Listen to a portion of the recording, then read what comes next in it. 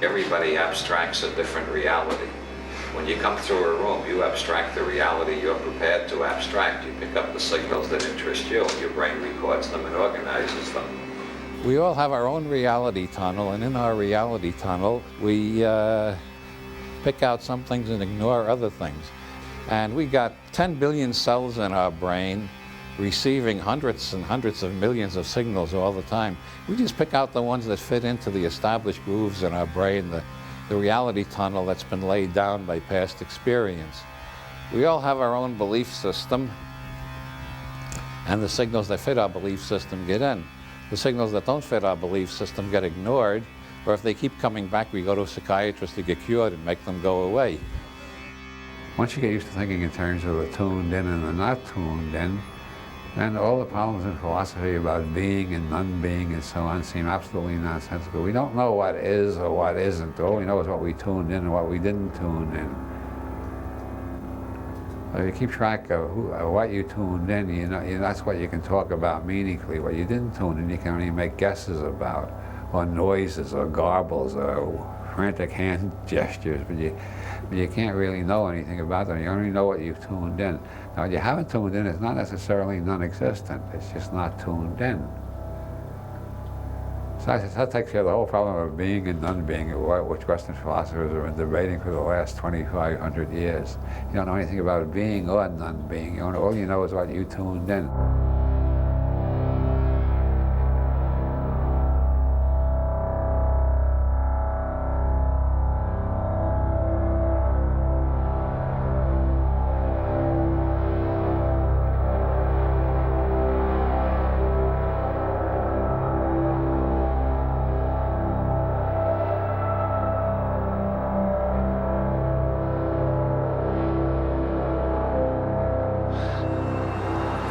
Well, to quote Bucky Fuller, I seem to be a verb. I can't find any constant rough in Anton Wilson. There seems to be a process of change all the time. I'm certainly not the guy I was at 40, and I'm certainly not the kid I was in Catholic school at 7 or 8.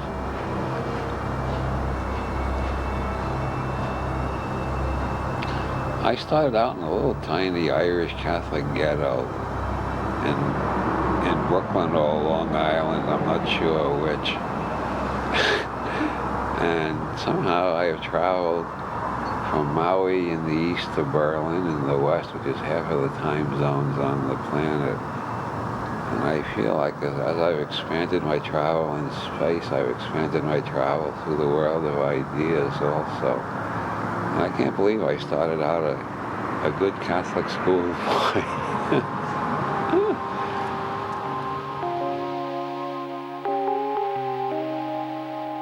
There must have been some good times.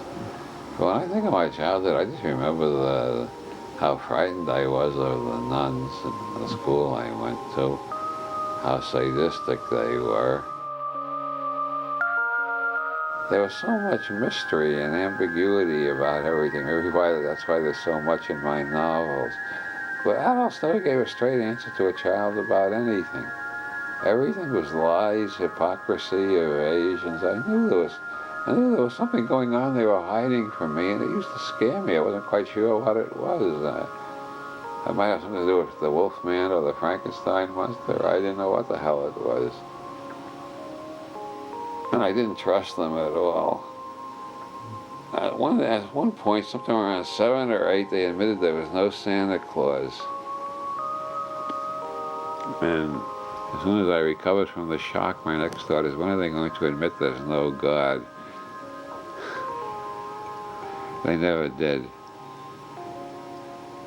And I went back to believing in God under the hammering and pounding of the nuns up until I was about 13, I guess.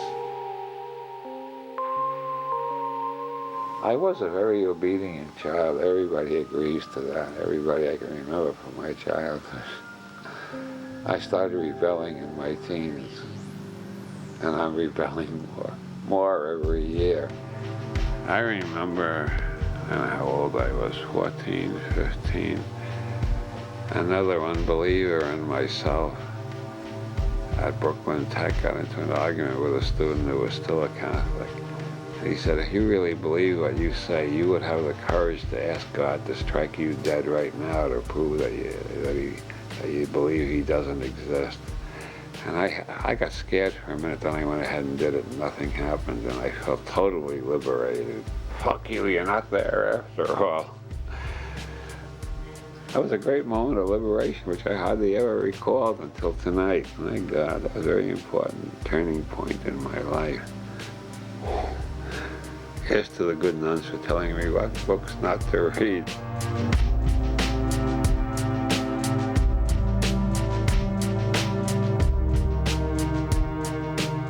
Interacting processing. Interacting processing. Interacting processing.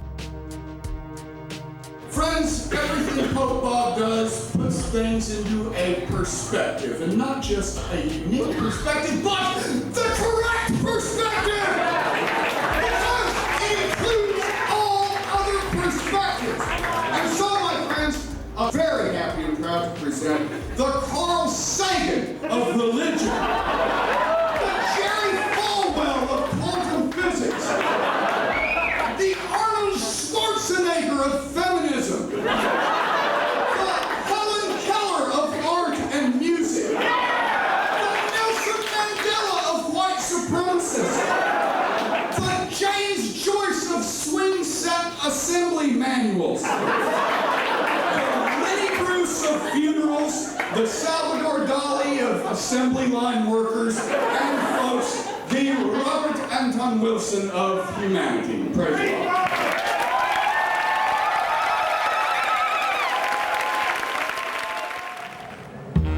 Spectacles, testicles, brandy, cigars. You're all popes. You're all absolutely infallible. I have the authority to appoint anybody a Discordian Pope because I'm a Discordian Pope. The first rule after you become a Discordian Pope is to excommunicate every Discordian Pope you meet. This is based on the basic Discordian principle, we Discordians must stick apart.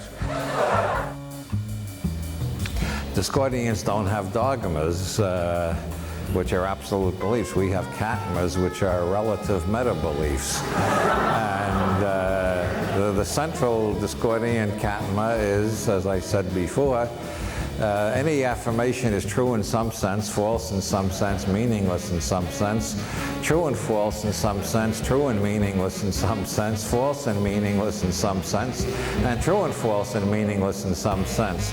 And if you repeat this 666 times, you will achieve supreme enlightenment in some sense. There are approximately 12 million Discordian popes now. Originally, Balaclips the Younger, the founder of Discordianism, had cards printed, and he'd just hand them out to everybody he met, making them popes. And then I printed the Pope card in the Illuminatus trilogy. But then I was living in Ireland, and the Pope came to Phoenix Park and announced, the guy who thinks he's the only Pope, he announced that bishops could give indulgences over television, which was a new thing in Catholic doctrine. And I got the idea, well, if they can do indulgences on television, I can do pontifications. And so instead of giving out cards, every time I got on radio or television, I made the whole audience popes. Eventually, we'll make every man, woman, and child on this planet a pope. Most religious people take themselves too damn seriously, which is why they act like such damn fools. I'm using the word damn deliberately for the paradoxical effect.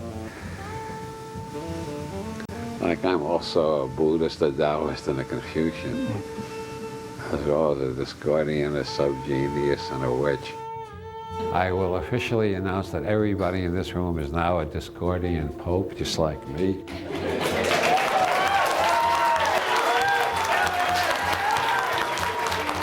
Spectacles, testicles, brandy, cigars. Spectacles, testicles, brandy, cigars. You are all absolutely infallible and don't take crap from anybody. That Okay. Here we are. Well, I'm an ordained pope of the Church of the Subgenius, which means I'm absolutely infallible, so don't dare contradict anything I say. As for my relationship with Ivan Stang, I deny all the rumors.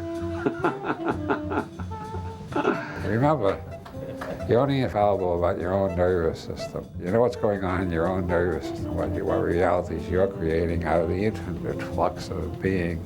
You don't know anything about anybody else's reality unless they tell you about it. You got to listen very sympathetically to understand them. See, so it's a limited infallibility. Über Quantenphysik, aber ich kann euch nicht garantieren, dass ich das übersetzen kann. Ich glaube, der soll einfach losreden. She wants to know what quantum physics is. What? Quantum physics. What? Explain it simply, she asked. Explain quantum physics simply.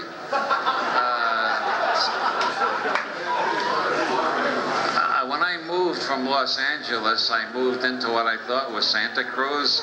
Then we had something stolen from our car, and we called the police, and it turned out we didn't live in Santa Cruz. We lived in a town called Capitola. The post office thought we lived in Santa Cruz, but the police thought we lived in Capitola. I started investigating this, and a reporter on the local newspaper told me we didn't live in either Santa Cruz or Capitola. We lived in an unincorporated area called Live Oak. Now, quantum mechanics is just like that, except that in the case of Santa Cruz, Capitola, and Live Oak, we don't get too confused because we remember we invented the lines on the map. But quantum physics seems confusing because a lot of people think we didn't invent the lines. So it seems hard to understand how a particle can be in three places at the same time without being anywhere at all. But when you remember that we invented all the boundaries, borders, and lines just like the Berlin Wall, then quantum mechanics is no more mysterious than the fact that I live in three places at the same time. No Chinese raised on I Ching has ever found quantum mechanics puzzling. It's only puzzling to people raised on Aristotelian logic, where things are either A or not A. In the I Ching, things are A and not A at the same time. With quantum mechanics, you can prove that light is made out of particles experimentally. You can build up a whole mathematical theory of light traveling in little particles called photons, and you can do experiments, and the experiments will give you a pattern showing that light is traveling like particles. We've also got a whole mathematical theory built up showing that light travels as waves. And we've got experiments that will show you that light travels as waves. As one physicist in the 1920s said, it looks as if the damn light is waiting to see how we're going to do the experiment and then deciding which way it's going to travel. Schrödinger said, I wish I never got mixed up with this verdammte quantum Springerei, this goddamn quantum jumping. The modified Copenhagen view is light is neither waves nor particles until we look, and then it adjusts itself depending on what we're looking at it with. An electron is not anywhere until we look. And when we look, the electron decides to be somewhere as long as we're looking. As soon as we stop looking, the electron is everywhere again. Every model we make tells us how our mind works, as much as it tells us about the universe. These are just human symbolic games. Mm-hmm. The universe itself is bigger than any of our models. According to Zen Buddhism and most forms of Buddhism and quantum mechanics, any description of the universe which leaves you out is inaccurate, because any description of the universe is a description of the instrument that you use to take your reading of the universe. And if the only instrument you use was your own nervous system, you got to include your own nervous system in your description of the universe. So, ergo, any model we make does not describe the universe. It describes what our brains are capable of saying at this time.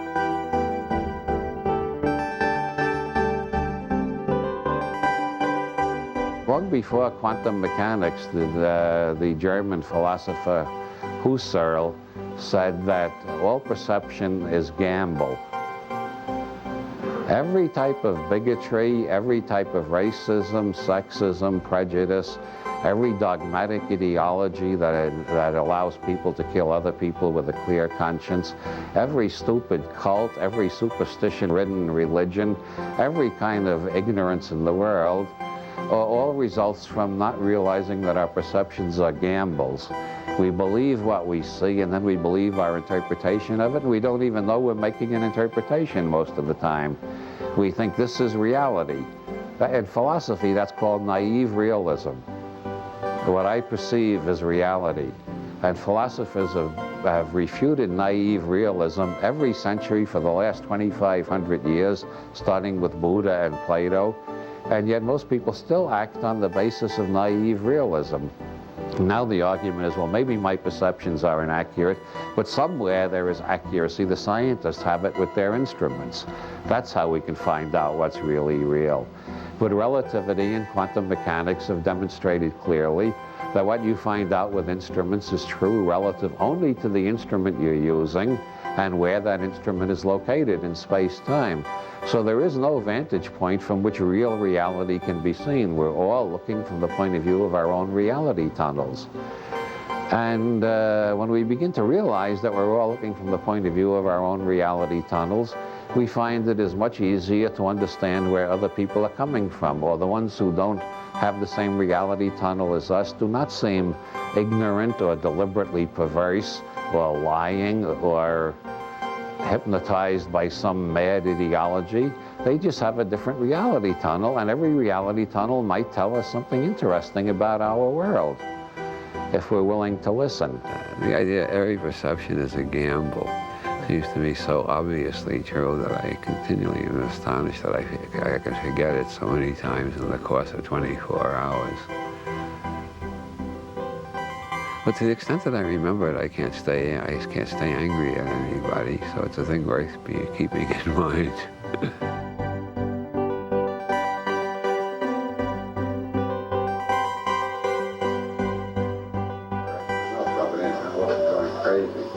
Not just rub it in, I also experimenting with alternative realities coming out of pebble pilots at the end of the So when you were younger? No, that's you now. Probably about 90% of the time, and that's what's wrong with the plan. Oh, yeah, my last birthday seems like the dinosaur. I seem more like a dinosaur myself. Well, you know, we're all rapidly turning into dinosaurs. Sometimes I feel as old as the Mojave Desert. Sometimes I look in the mirror and I think I look like a dead mule. That's only when I first get up in the morning. It was hurt this morning for about an hour after I got up. That's about all. You just took a little bit of muffin in the morning? And I took a little bit of muffin. It hasn't bothered me since. I haven't taken any more muffin.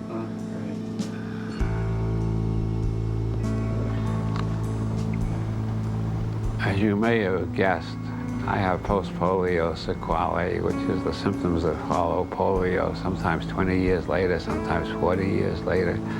In my case, it took 60 years before they caught up with me.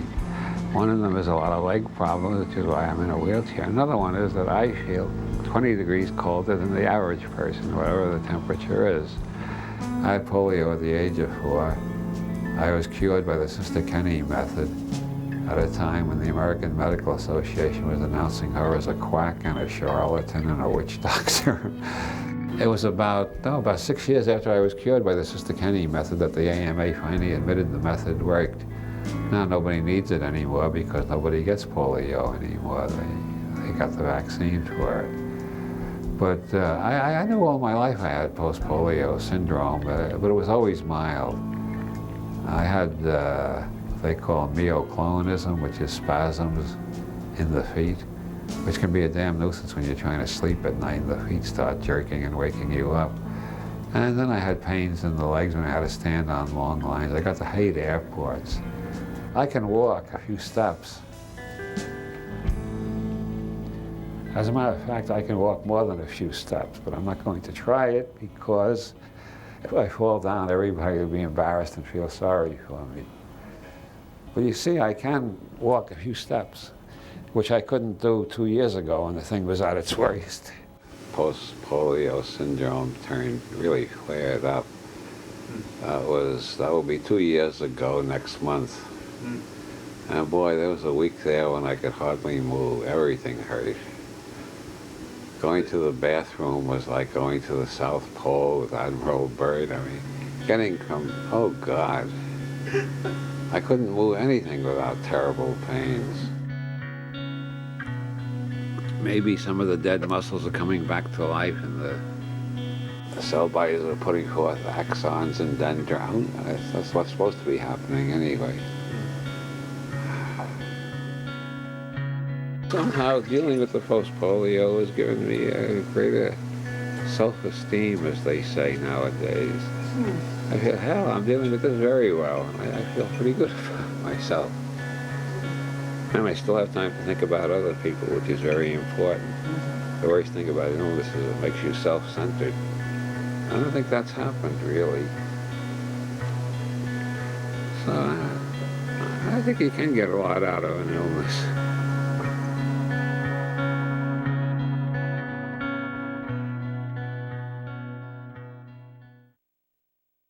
Processing interactions, tuning in interactive processes. Processing interacting is all I ever tune in. I cannot tune in anything but interacting processing.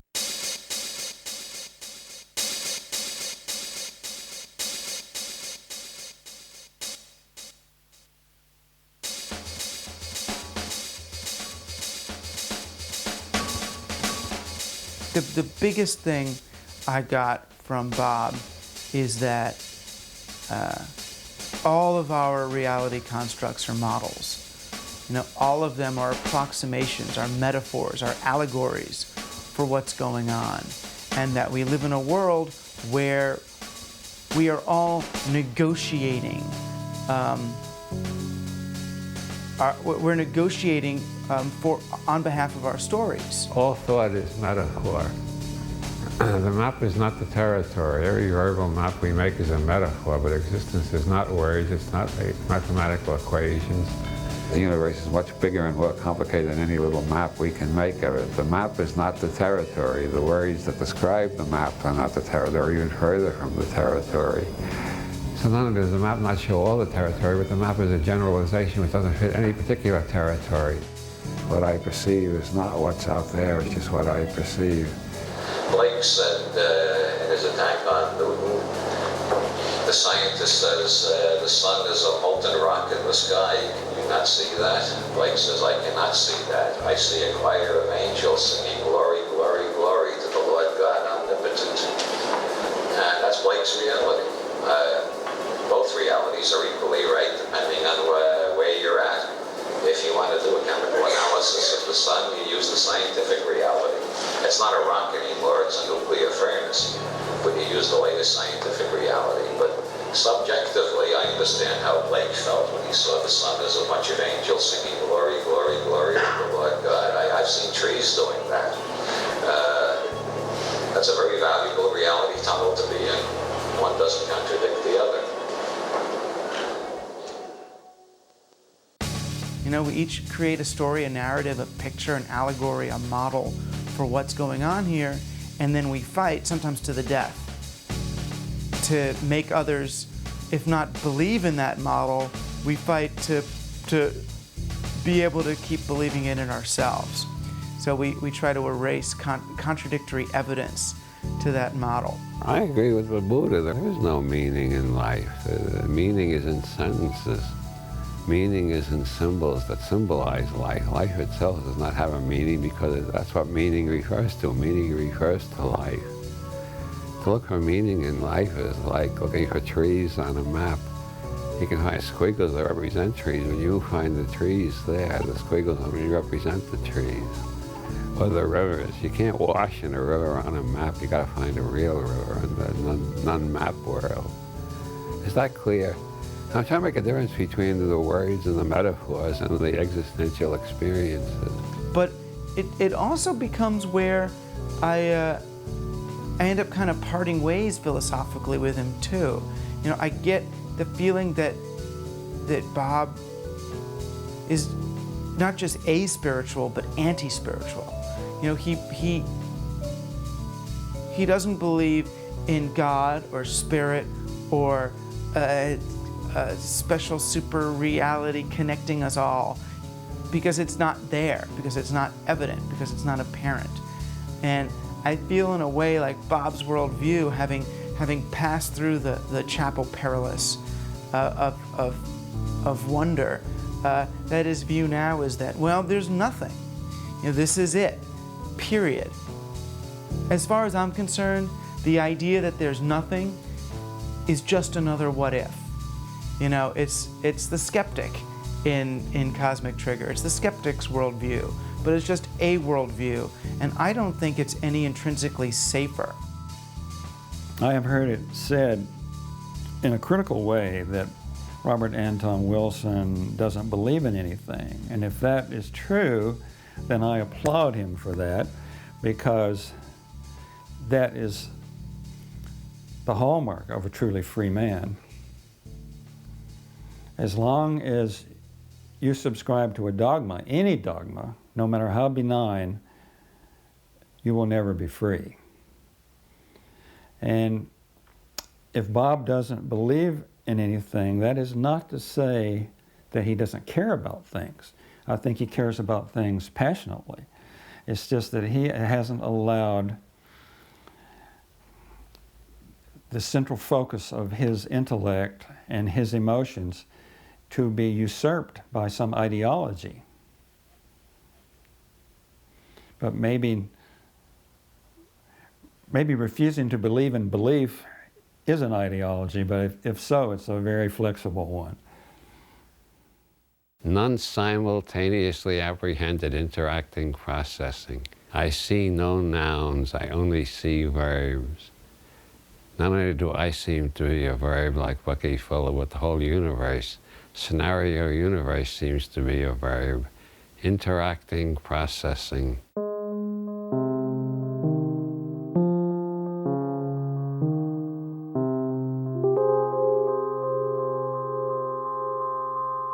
He does not seem to be stricken by polio. You know, it seems to be that that's a happenstance, something that's occurring with the body. But it hasn't dampened his really remarkable spirit. You know. His body, you know, his body's failing. Post-polio is a dramatic and you know, brutal opponent at times. But I believe that he is always looking for a new discovery. And in that, whether it's trying to take fewer steps because his polio won't allow him to walk, and yet, you know, how he greets that is still with that same wonder. It's an experiment. One of the greatest relief I get from pain is from marijuana brownies made by Women's Collective, people with muscular dystrophy, post-polio syndrome, AIDS, cancer, and a few other problems that are very clearly and obviously helped by marijuana brownies. And when this federal government announces that they've canceled the 10th Amendment and the states have no right to legalize anything that the federal government is against, I am naturally furious. They're threatening me with a life of steady pain until I die. That's what they're threatening me with. Of course I'm pissed off at them. And it's not just for my own sake, but it's for the sake of all the AIDS patients, all the cancer patients, all the other people who are, for whom life is bearable because they can get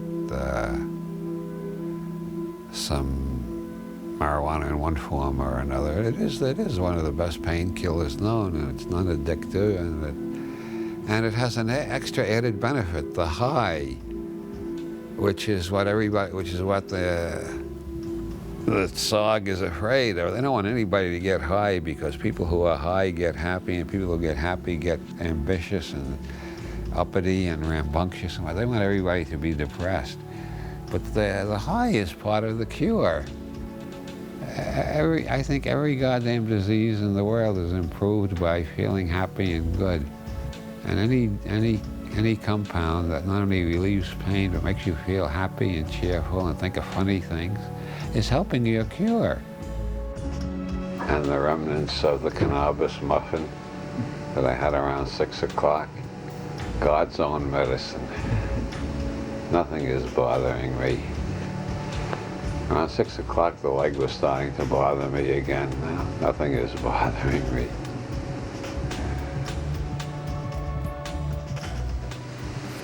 Most of today I spent on the couch.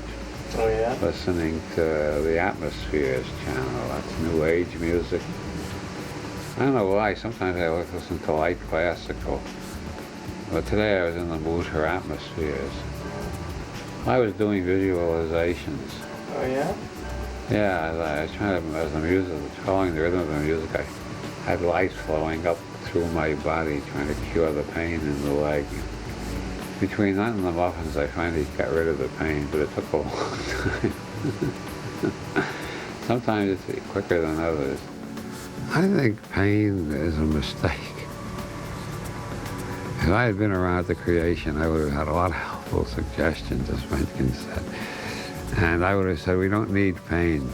Just put a little neon light on there. I had the lights up and said, see a doctor. And their friend said, hey, your sign is on, go see a doctor. You don't need pain to tell you.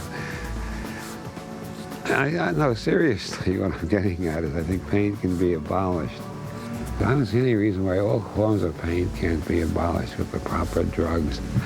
And I think the government's attempt to control drug research out of fear that people may feel too good is the last dying gasp of the dinosaur age. I think we are governed by Tyrannosaurus rex and velociraptors and types like that. I really think the abolition of pain is the noblest goal we can aim for. Also clean water for everybody and enough food. I think these are quite attainable goals. If society was saying these would be our goals.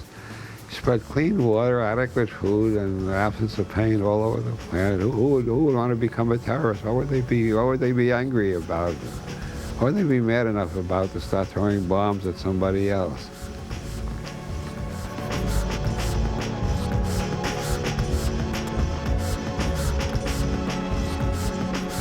What about the iron triangle? It's rather inconspicuous, and I just want to point out how often the eye in the triangle is there. It pops up frequently, and this, of course, is the symbol of the Illuminati, the alleged secret society that controls the whole world, according to a lot of occult theories. And you'll find it on the back of your dollar bill, too. It's great to see all your faces out there, ladies, gentlemen, and narcs.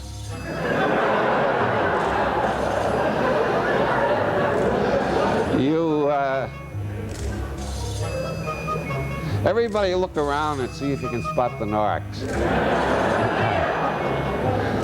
They're the ones who look like hippies.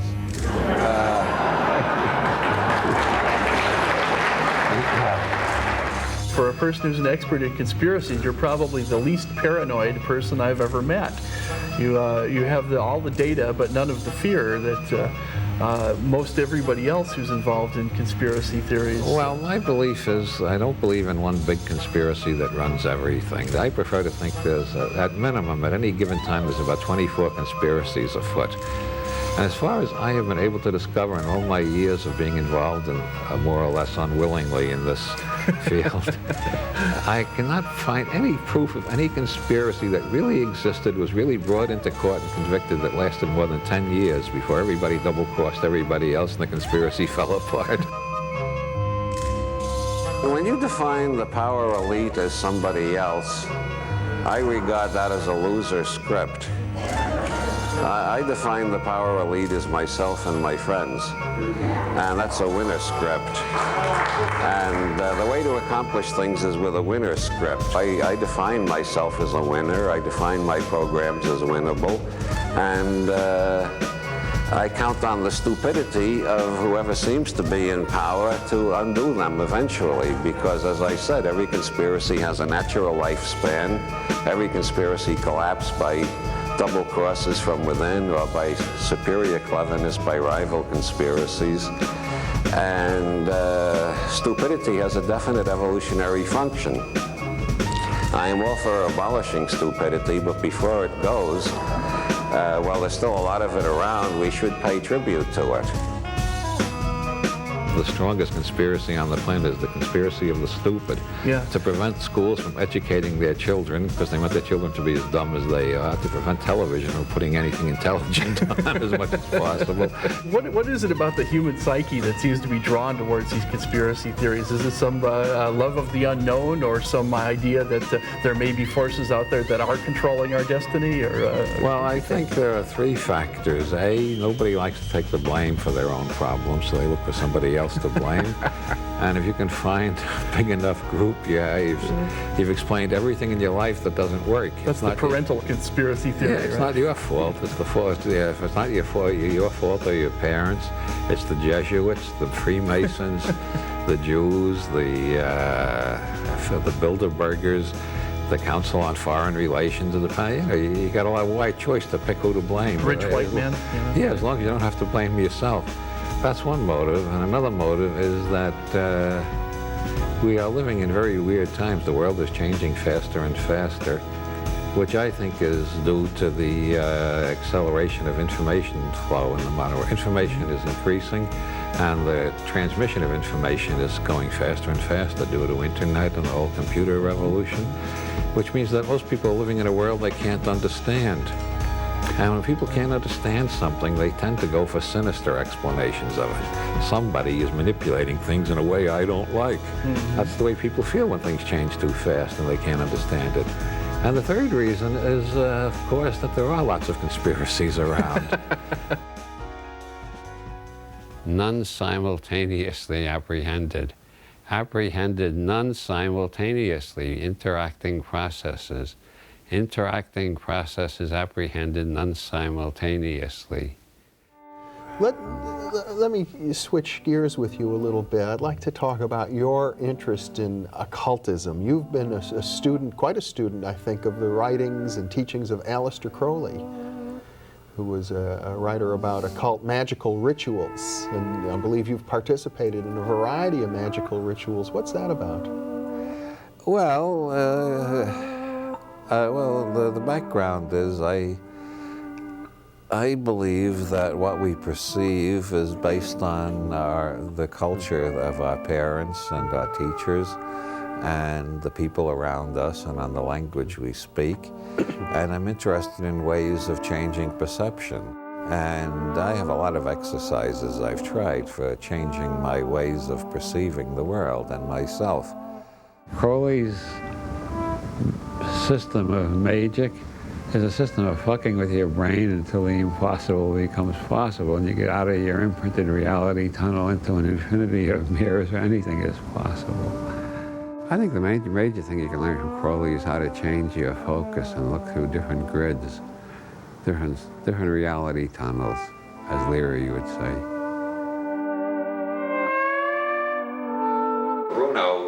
Represents the point in our culture where science and mysticism were allied. They were both attempts to find out what the hell is going on in this universe by experimental method and by trust in the ability of the individual to figure out what the hell is going on just through the method of experiment.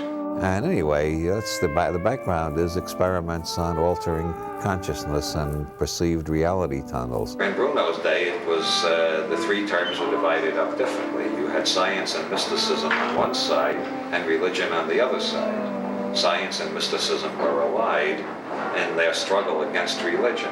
Science and mysticism were both based on experience, and they were both based on respect for the individual. The idea of science and mysticism was go out and discover for yourself. Find out what works. Find out how the universe is actually structured and how you relate to the structure of the universe. And so there were basically two areas of scientific exploration, the external and the internal. But they were both pursued by the same method, the experimental method. Originally, I was just trying to find out what the hell is a mystical experience. But then I very soon got the idea of re-imprinting, and then I got the idea of using Crowley's magic along with the re-imprinting. Ritual is to the internal sciences what experiment is to the external sciences. Mysticism, understood in that way, is basically a branch of science. It's a branch of neuroscience, what Timothy Leary calls neurologic. as distinguished from orthodox neurology, which involves dissecting animals or dissecting corpses or something. Neurologic is studying the nervous system directly by varying the parameters on which your nervous system functions. There are different levels of reality, obviously, and the psychedelic level is one of the most fascinating ones, one of the most erotic, one of the most mystical, and above all, one of the funniest. I recommend it highly to everybody over 40. I'm not going to repeat Leary's mistake. I don't recommend it to anybody under 40. Over 40, you're on your own. You're responsible for yourself. Don't blame me for it.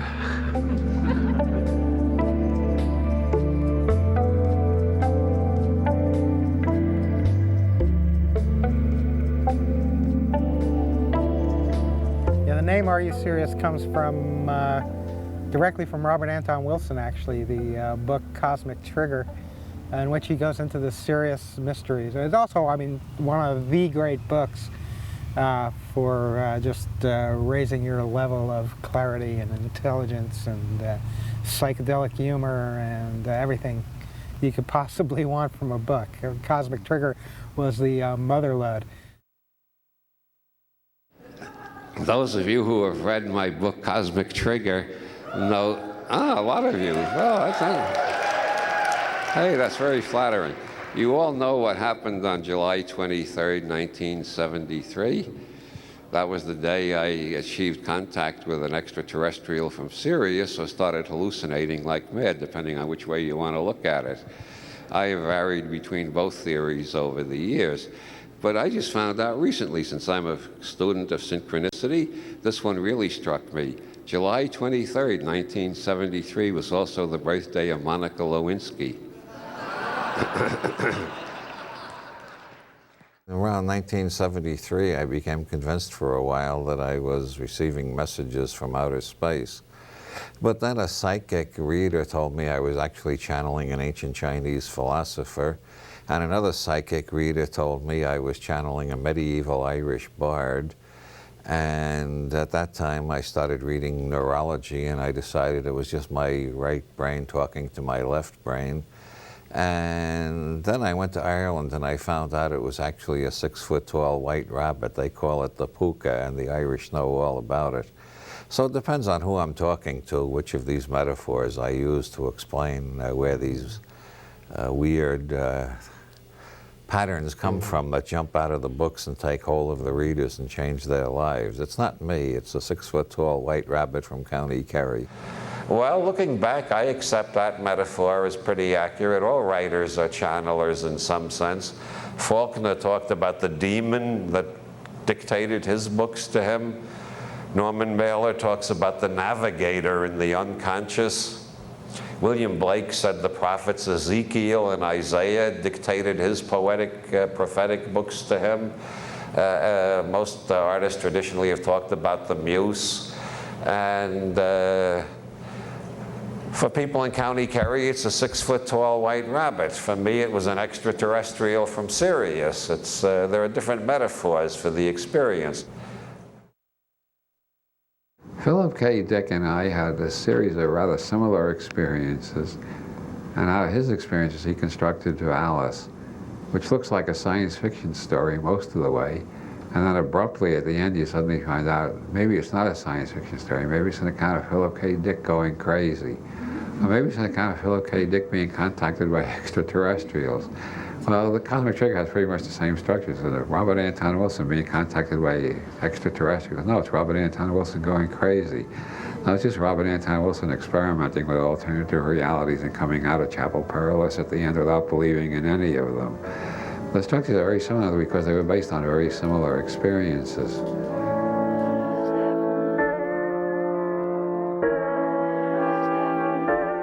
I woke up after doing a ritual to the Holy Guardian Angel. I woke up with this vivid memory of this guy with a long white beard, long white beard, like Mr. Natural. It was an old white man looking rather like Jehovah in the Illustrated Bible, writing on a blackboard things about time that I was supposed to memorize.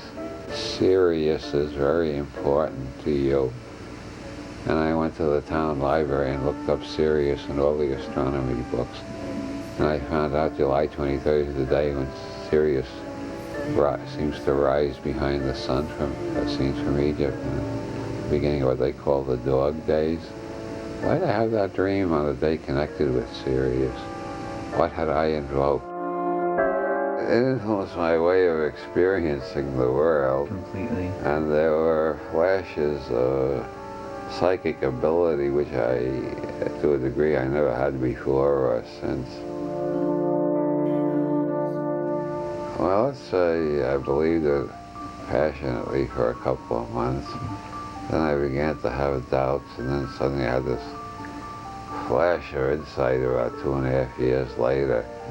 My God, this is the same sort of thing that's recalled by different names in different traditions. Because it's been going on all over the world for centuries. And every shaman has an ally, and I was an apprentice shaman. I had to find an ally, and I found one. Boy, did I find one. Chapel Perilous is a stage in the magical quest in which your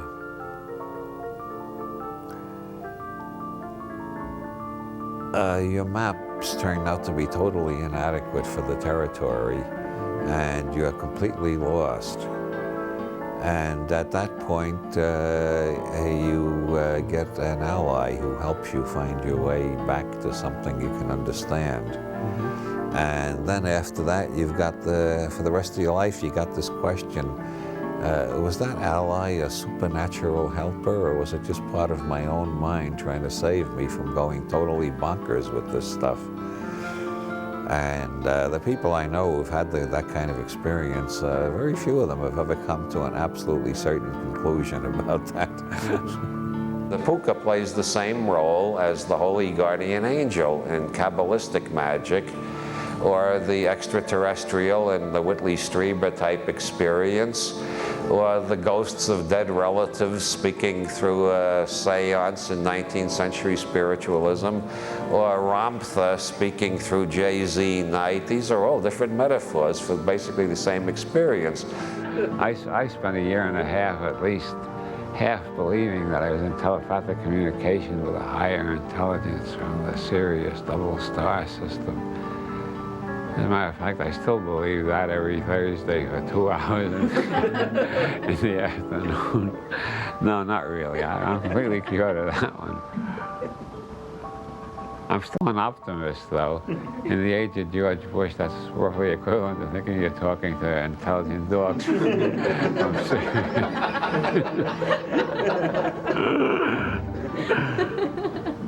Of course, there was no confusion in 1973 about giant rabbits and extraterrestrials, but that was only temporary.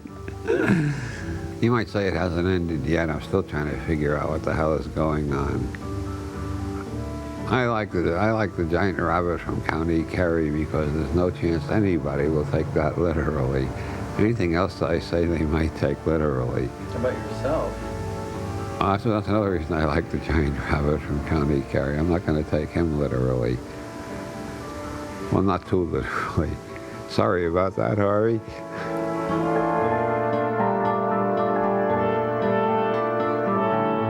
My cosmic schmuck principle holds that if you occasionally notice that you've been thinking or acting like a cosmic schmuck, you will become less of a cosmic schmuck.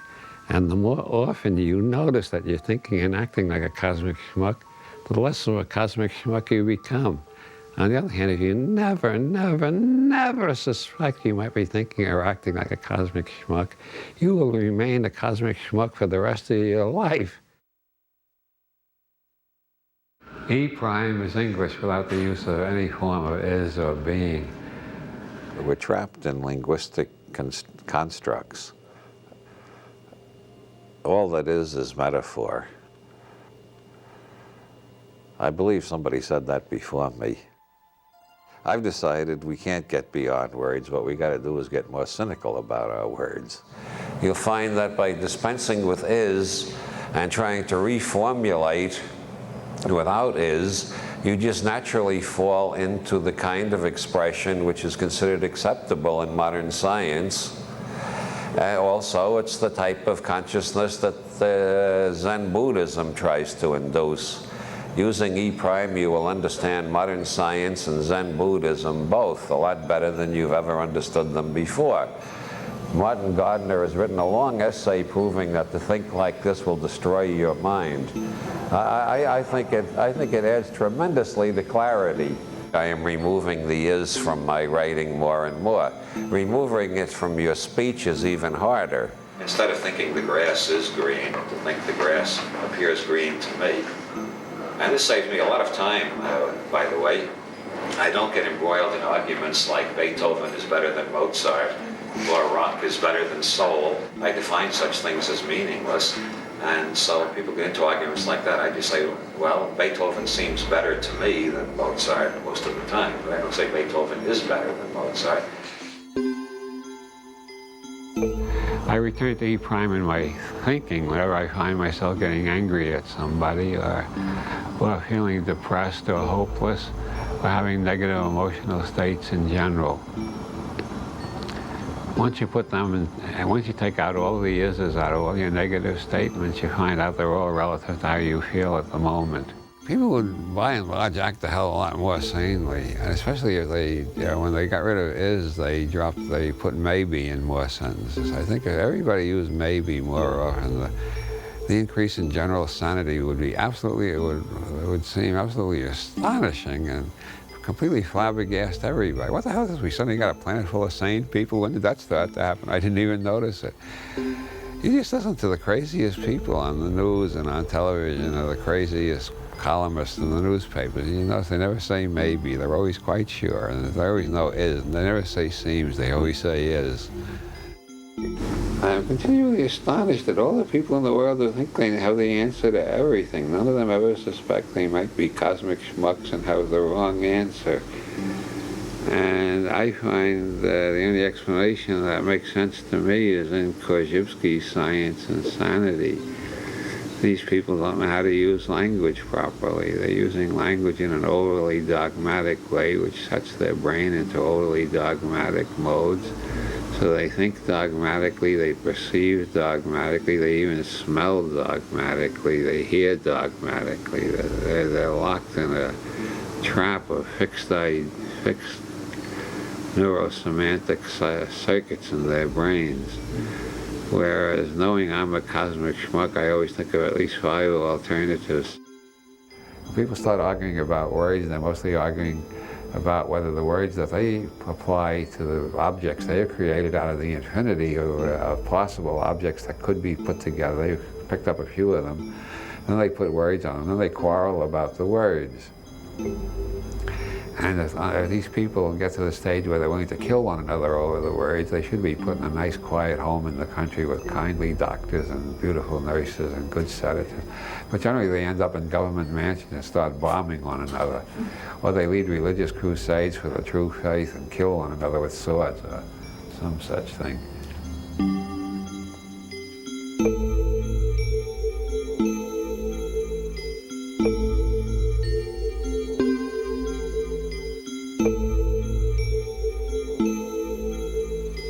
I think Pope Bob might have a consistent message in his work. Does he have a consistent message? Maybe. Maybe that's the message. Nothing is truly consistent. There are no absolute yeses or absolute nos. There are probabilities and strong maybes and weak maybes. But maybe if we all said maybe more often, the world might be a saner place. Pope Bob has certainly been able to weave a certain magical spell using nothing but logic. And what is logic, you ask? Why, nothing but magic. As Ezra Pound writes in one of the latter cantos, the water bug's mittens show on the bright rock below him. Duh, interaction. You don't have the water bug's mittens on the bright rock without the water bug, the rock, and the sun to cast a shadow. And of course you need a planet that will produce a water bug and a rock, and you need human eyes to see it all. That's Tao De, interacting processing.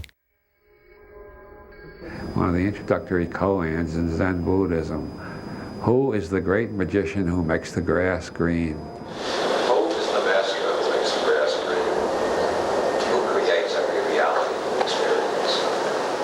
The word yoga means union. Yoga comes from the same root as the English yoke, two things hitched together. And you need a human brain. Dogs see grass differently. After all, you need a human brain and you need the grass hitched together to make the yoga, which we call the greenness of the grass. Now, everybody thinks it's very hard to be a mystic. You got to go through a hell of a lot of effort to realize your union with everything. But actually, you're experiencing your union with everything all the time. Otherwise, you wouldn't be experiencing anything. You make the grass green. You make your highs and you make your lows.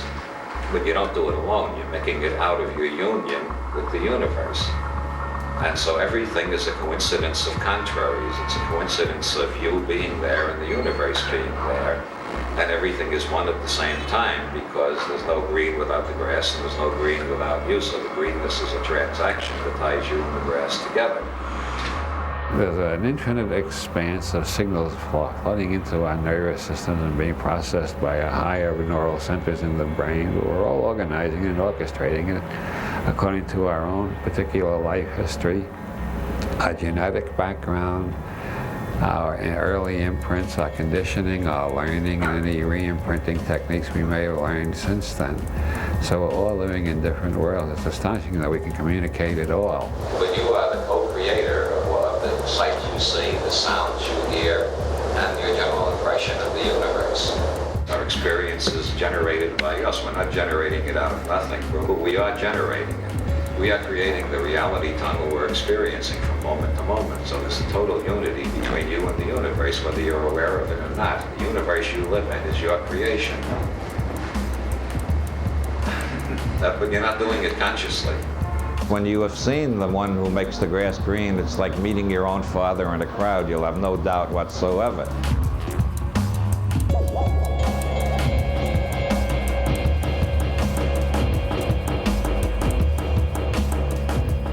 Nasruddin went galloping through Baghdad one day on his donkey. He went up every street and into every alley and across every plaza. He was galloping all over this, every place he could go, an unending race and hunt and search. Everybody got curious, everybody came out of their houses and they were all yelling, Nasruddin, Nasruddin, what are you looking for? And he yelled back, I lost my donkey and I'm looking for it. See, the donkey represents what everybody is looking for, which is a mystical school. It's the answer to all the riddles of the universe. And you hunt for it east, west, north, south, up, down, every way you can imagine. All the time it's carrying you around. It's the human nervous system which takes out of the infinity of the universe the little reality tunnel that you consider reality, which is your creation and which you think is the whole of the universe. Unless you've been through a Sufi school or studied general semantics or did a lot of Zen meditation or dropped LSD once or twice. Then you realize the universe is much bigger and more complicated than any little map we can make of it. The map is not the territory. The words that describe the map are not the territory, even further from the territory. What I've been doing is trying to put the donkey on your back in such a way you'll never forget the master, the great magician who makes the grass green, the one who creates the whole universe you live in. Interacting, processing, Tao De.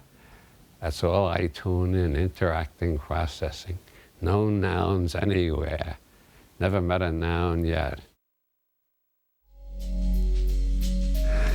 I often thought of myself in terms of that old Chinese proverb, the wise become Confucian in good times, Buddhist in bad times, and Taoist in old age. I've always had a lot more sympathy for those three religions, in quotes, than for any of the Occidental ones like Judaism, Christianity, and Islam, all of which seem to me fanatical, intolerant, violence-prone. This whole Judeo-Christian monotheistic trip has been the worst nightmare this planet has ever endured. They just never stop killing one another. Meanwhile, the Confucians, the Taoists, and the Buddhists, each in their own way have tried to create a peaceful and amicable society. And what I like in Buddhism is the basic idea of forgiveness, because nobody realizes how wonderful it is until they begin to develop some talent at actually doing it. Because the more you forgive, the less burdens you got to carry around with you. When you reach the point where you can forgive everybody, you're almost entirely free of burdens. What's important to me at this point in my life? Making really sure that I have forgiven anybody who's ever hurt me or seemed to be an enemy. Or making sure I have nothing but forgiveness for everything. Yeah, I think it's a very liberating experience to realize how little you really know and how much of the time you're just guessing. One thing that makes forgiveness easier, and believe me, life without forgiveness ain't worth living. Also, it keeps you from acting like too much of a damn fool if you're not really sure. People who are really sure all act like damn fools at least half of the time. Maybe more than that. I haven't really studied the matter that closely. I'll have to think some more about that. How often does being sure about everything make you act like a damn fool? Probably about 90% of the time, and that's what's wrong with the planet. I am now going to commit a federal crime. You want to see a federal crime committed? Yes. This is a pain pill provided by the Women's Alliance for Medical Marijuana. It keeps my legs from hurting me too much.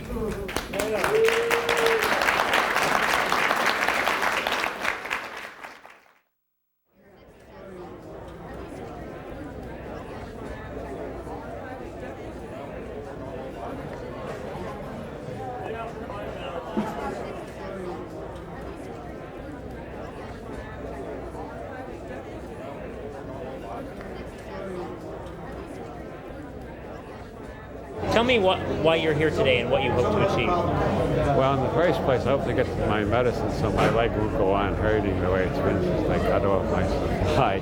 That is the most important, immediate, existential fact. I am in pain. I want medicine. The second reason I'm here is I happen to believe in states' rights. I believe in the 10th Amendment, which most people have never heard of. If you look in the back of your dictionary, you find a document called the U.S. Constitution. It has nothing to do with the way this government is operating under George Bush, but the way it's supposed to operate. And the 10th Amendment says all powers not delegated to the federal government are reserved to the states respectively or to the people. Now, the state of California and the people of California are behind me. The federal government has no right to condemn me to a life of constant pain, which is what they're trying to do. I don't know what kind of sadistic son of a bitch George Bush is, why he wants to leave people in pain like this, but I don't approve of it, I don't like it, and I'm ready to fight for my right to be free of pain. If you're going to be in pain most of the day, you're not going to enjoy your life much. And George Bush insists that God has appointed him to ensure that I spend the rest of my life in pain without any relief. And I say, fuck you, George Bush, you should have these pains in your goddamn life. I know it doesn't sound very, I'm a Buddhist most of the time, but today I'm too angry to be a Buddhist. I'll get back to being a Buddhist tomorrow. Anything else you want to add? Any final thoughts today? Yeah, I'm sorry for my bitterness against George Bush. He is equally empty, equally blessed, and equally a coming Buddha. The trouble is the asshole doesn't know it. Okay. I'd like to introduce Robert Anton Wilson, 72, who has post-polio syndrome. Let him speak.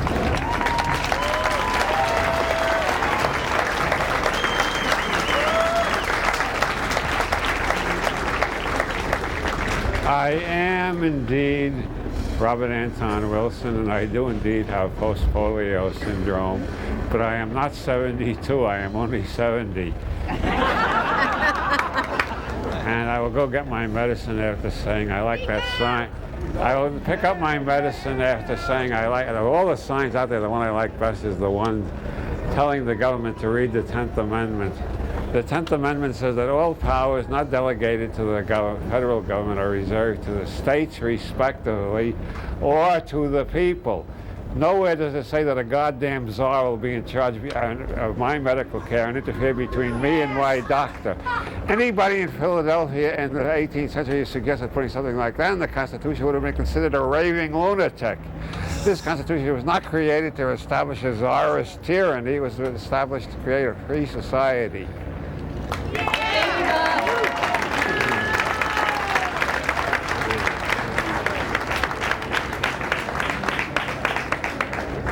I'd like to introduce Wayne Meyer.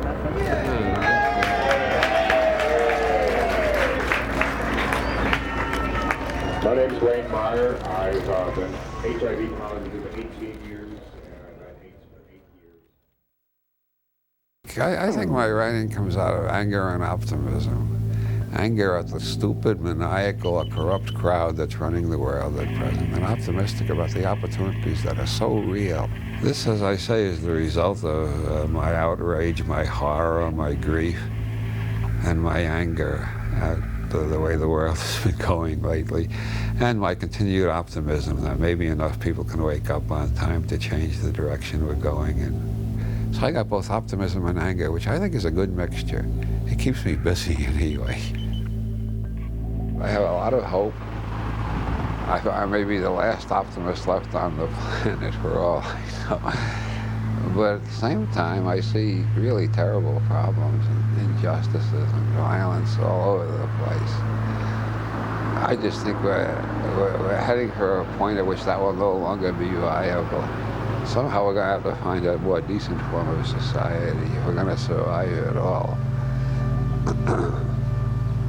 You can only write about what has impinged upon your nervous system strongly enough to leave a powerful imprint. And when I was 12 years old, they opened the Nazi annihilation camps. I think that's a very vulnerable age for imprints. I grew up feeling I was living in a race of monsters. And I've lived all through the Cold War, the Vietnam War, and a lot of other tragedies, personal and otherwise. And I can't write fiction without violence in it, because violence is so much part of the world I've lived in. It's obvious they're getting closer and closer to the edge where they can cure anything. Meanwhile, the world is moving closer and closer to the edge where they can kill us all. It's very interesting. Science is going in one direction and the politics is going in the other. I'm still an optimist. I think eventually people give up doing stupid things. It's like walking into a wall over and over. Eventually you start looking for the door and you do something intelligent. I think the human race has to do something intelligent in the next 10 or 20 years, and it just can't go on screwing up everything. We're living among infinite possibilities, and the prevalent philosophies of postmodernist pessimism that come out of the universities are really a major tragedy. The opportunities for progress and change of a positive nature are absolutely tremendous. Anybody who tells you that we're running out of resources, we're in a terrible mess, they're idiots. We can't run out of resources. Resources exist when the human mind sees how to use something. To say we're running out of resources is like saying we're running out of brain cells. I don't know why so many people spend so much time in a pessimistic reality tunnel. It's a miserable place to live.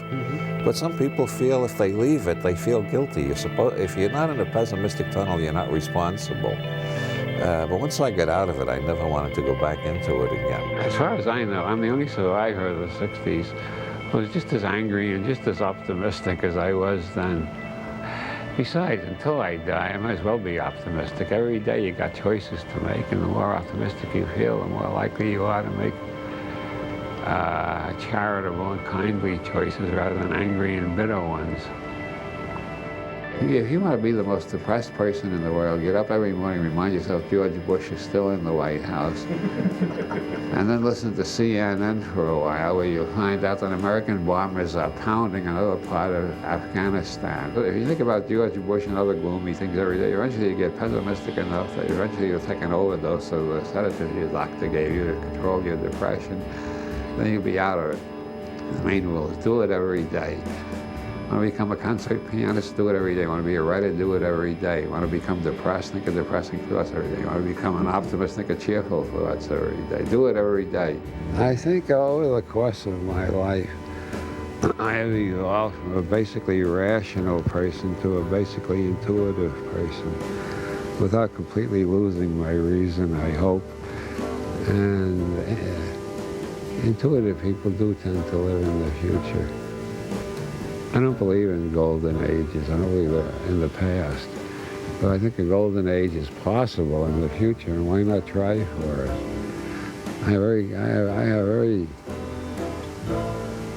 I think Bernard Shaw calls it the life force. I got this tremendous drive to try to do what I can to add my contribution to making a much better future than the history of humanity has been up until the present. And I think the joy of art is trying to convey what you perceive so that other people will perceive it more or less the same way. Art is a form of seduction. I mean, there are rapists in the intellectual world. They become politicians. The seducers become artists. We try to seduce people into our reality tunnel instead of leading them there with a gun. But we are trying to get them into our reality tunnel or our reality labyrinth, or whichever it is. In my case, it's a reality labyrinth.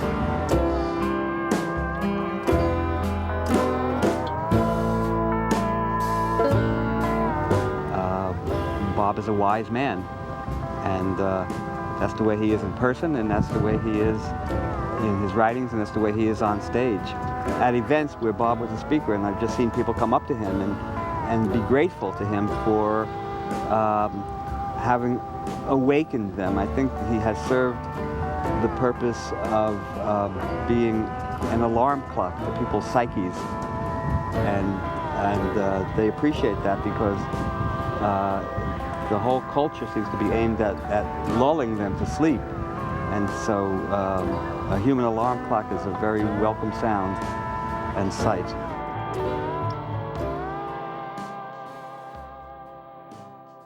When I call the universe infinite, I do not assume it is infinite in space-time, but it has infinite aspects, which means that anybody who looks at it will see something different than anybody else who looks at it. And if you come back a day later and look at it again, it will still be different. William Blake said that you could see infinity in a grain of sand. And you can if you're open enough. Everything that gets into your brain affects your reality tunnel, your worldview, or your belief system, which I abbreviate BS. The three major things I've been trying to teach in all of my books is never believe fully in anybody else's BS. I don't care if it's Roger Nish, the Pope, L. Ron Hubbard, George Bush, or I don't care who it is. Don't swallow all their belief system totally. Don't accept all of their bullshit, all their BS. The second rule is like unto the first. Don't believe totally in your own BS, which means that, as Bucky Fuller said, universe consists of non-simultaneously apprehended events. And we're using it is, unfortunately. Universe is non-simultaneously apprehended. What? Non-simultaneously. Universe is non-simultaneously apprehended. What? The universe consists of non-simultaneously apprehended events, which means any belief system or reality tunnel you've got right now is going to have to be revised and updated as you continue to apprehend new events later in time, not simultaneously. You can't apprehend, you can't comprehend, you can't perceive, you can't understand the whole universe at once. That requires some thought and some repetition. Universe is non-simultaneously apprehended. As we go through our lives, minute by minute, second by second, day by day, we're never perceiving the same universe that we perceived before. If we are, it's because we stop paying attention. That's why you get bored, you're not paying attention. We can't apprehend the whole universe right now, the past, present, and future, and all space-time. Hell, it takes 9 years for signals to get here from Sirius even. Think how long it would take to get here from the other end from the furthest galaxy. So, you know, in terms of general relativity, it's not the same time everywhere, so the universe is non-simultaneously apprehended. But that means that our knowledge at any particular time is knowledge of part of the universe. Tomorrow we'll know more, maybe not much more, maybe a lot more, who knows. I might turn on CNN tomorrow morning and find the greatest scientific discovery of the last 5 million years has just been announced. Now, who knows? And then again, it may take 20 years for the breakthrough of that magnitude, but scenario universe is none simultaneously apprehended, which is why we need maybe logic. Our maps of the universe, our ideas should be changing all the time. So people who claim, I've got the truth, just don't realize. They think they have comprehended the whole universe simultaneously. It can't be done. All they've comprehended is part of it. They haven't comprehended everything up to date either, because most of them don't know everything that happens up to date. I don't know everything that happens up until this date, and the people who are most sure of themselves know even less than I do in most cases, which means they're really dumb. This is the natural functioning of the human brain. It's the way children's brains perform before they're wrecked by the school system. It's the way the minds of all great scientists and artists work. But once you have a belief system, everything that comes in either gets ignored if it doesn't fit the belief system, or it gets distorted enough so that it can fit into the belief system. You got to be continually revising your map of the world, or you'll lose more and more contact with reality. Anybody who has a belief system which covers the whole universe, that would be the Roman Catholics, Orthodox Islam, the Scientologists, PsyCop, the Marxists, the Objectivists, and most of the assholes you meet on the street. What has happened is their brain has stopped receiving new signals. Or to the extent that new signals do get in, they all have to be edited to fit into the belief system. Now, I've shown you, you can't say all about anything. You can't say all about the universe. You can't know all about this room. You can't know all about this. And we think we know ourselves. What you really are is totally unknown, and by definition, infinite. Because you can't experience all of it at one time, and you can never know it all at one time. Every day you can find new aspects to yourself if you allow yourself to change and grow. And the best way to allow yourself to change and grow is to realize how little you know and pay more attention to what's going on around you. 3 years ago, I couldn't get off the couch. A few months ago, I could walk 3 paces. I will now walk the whole length of the apartment without falling down, I hope. If I fall down, promise me you won't cut it and reshoot it. I want the audience to see the truth of what optimism can do. Hooray for the optimists! The end. You know, like that, no, this is followed by the walk.